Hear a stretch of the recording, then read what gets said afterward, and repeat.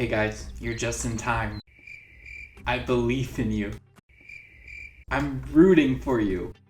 For what though? Well, this week we're gonna make plants.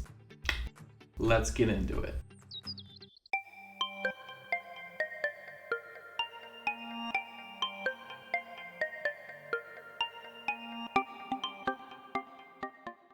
First and foremost, this video would not be possible without the Crazy Crafter Network.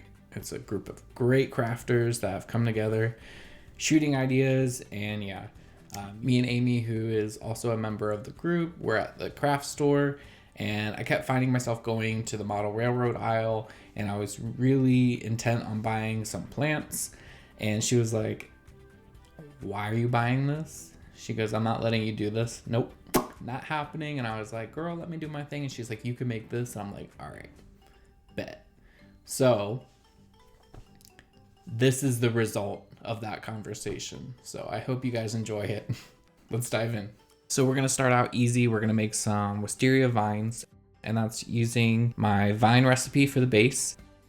And then we're gonna take some flowers that you can get from the craft store. I think it was like $1. And we're gonna cut them into little small triangular bits. And we're gonna attach it to the vines with some PVA glue. And then after you clump those together, you're gonna take some more PVA glue and apply some flock, and that's gonna simulate the leaves. And you're gonna let that sit and dry, and then you're gonna spray it with a sealer. You can use watered down PVA glue, you can use a matte varnish, it doesn't matter. You just want it to be sealed. Every garden needs some soil, right? Well, we're gonna use some used coffee grounds, canned chip coffee in this case, to make some soil for our garden. So you wanna preheat your oven to 200 degrees Fahrenheit or 93 degrees Celsius. And then you're gonna spread out your used grounds on a baking sheet and make sure they're not too thick. And when you're ready, pop them in the oven for about 10 minutes.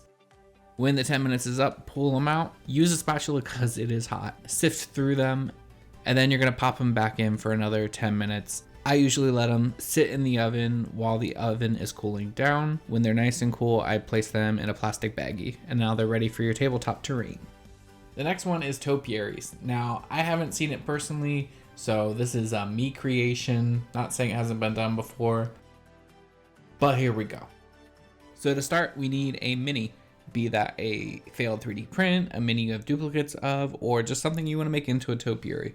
And you're going to cover it with some green paint. I'm going to use a couple different colors, but green paint as the base. And then when that dries, you're going to cover it with some PVA glue. And then we're just going to shake some flock over it. And we're going to use a fine paintbrush to make sure that we're not hiding all the details. But remember, it's a shrub essentially, so it's not going to have very defined features. And that's it. You're going to seal it and you're good to go.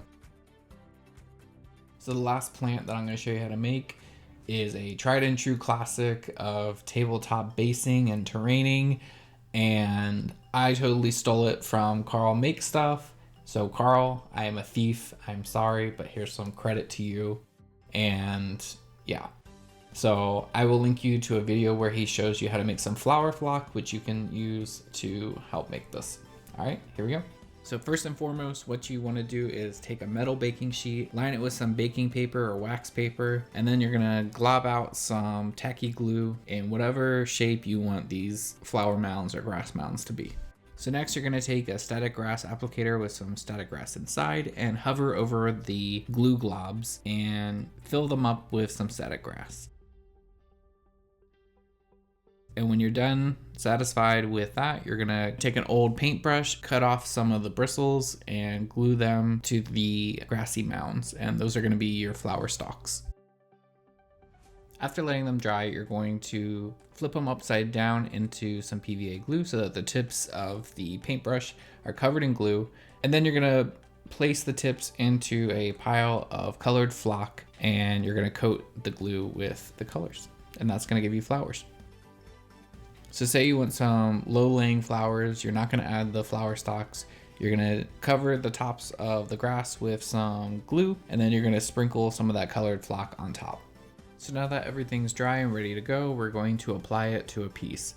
So the base of this is our coffee ground soil, and all that I did for this was paint a piece of cardboard brown and then apply some PVA glue over that and sprinkle the coffee grounds on top. Next, we're gonna dry fit all the plants into place how we want it. And then once we get that figured out, we're going to paint the bottoms of them with some PVA glue. You could use hot glue, but I suggest the PVA glue. And place them, let them dry, and then when you're finished with everything, we're gonna seal it. And that's it. We landscaped with some plants that we created. I saved a lot of money, so thank you, Amie, and thank you, Karl, and I hope you guys enjoyed this. Now, this wouldn't be a true Zane Morgan craft if I didn't 3D design and print something for this piece. So I decided it needed some sort of grassy plant thing. So I came up with this, and some of them failed on the print, and what I did was I painted, can we do that? Painted the tips of it brown, because not every plant is perfect. It's nature. And I think it turned out great. So I'm gonna show you guys some final shots of the build. And again, hope you enjoyed this. Really, really appreciate the views, the likes, the subs. Keep them up, share it with your friends. Tell me in the comments how I'm doing. Thank you guys, have a great day.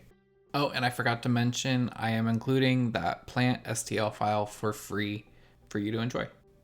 And the link for that will be down in the video description.